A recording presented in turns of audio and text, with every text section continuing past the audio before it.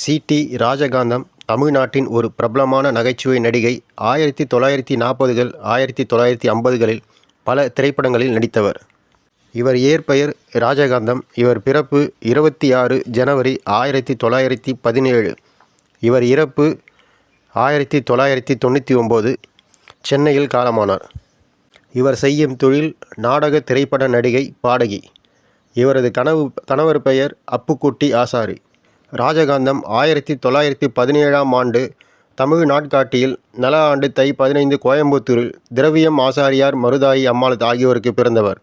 தந்தை கோவையில் தோல் மண்டி வைத்து வணிகம் செய்து வந்தவர். ராஜகாந்தம் 5 வயதாக இருக்கும்போதே தந்தை இறந்துவிட்டார். 15 வயதில் 1932ஆம் ஆண்டில் கோயம்புத்தூர் இலக்கு மில்லில் பணியாற்றி கொண்டிருந்த அப்புக்குட்டி ஆசாரி என்பவருக்கு திருமணம் செய்து வைத்தார் தாயார். கோயம்புத்தூரில் இருந்த ராஜகாந்தத்தின் வீடு மிகப்பெரியது. 1933இல் அப்போது பிரபலமாக இருந்த எஸ்.ஆர். ஜானகி என்பவர் தனது நாடக குழுவினருடன் கோவை வந்து மருதாயி அம்மாவின் வீட்டில் தங்கினார். தங்கியிருந்த காலத்தில் ராஜகாந்தத்திற்கு எஸ்.ஆர். ஜானகியுடன் பழக்கம் ஏற்பட்டது. தாயின் அனுமதியுடன் அவர் ஜானகியின் நாடக கம்பெனியில் சேர்ந்தார்.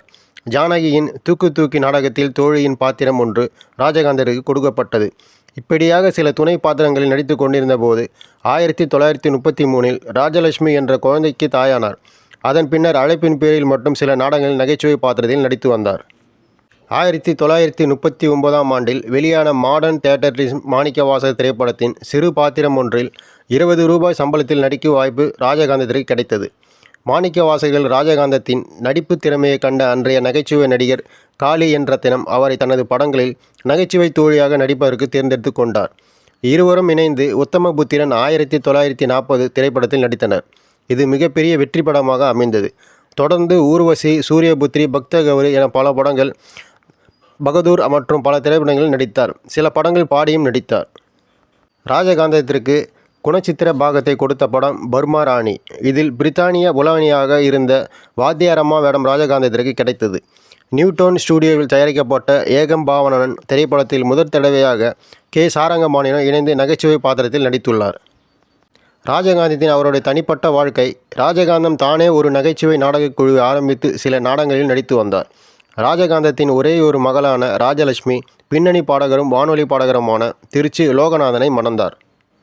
அவர் நடித்த பல படங்களில் சில படங்கள் சபாபதி 1941, சூரியபுத்திரி 1941, மாயஜோதி 1942, பர்மா ராணி 1945, ஏகம் பாவனன் 1947.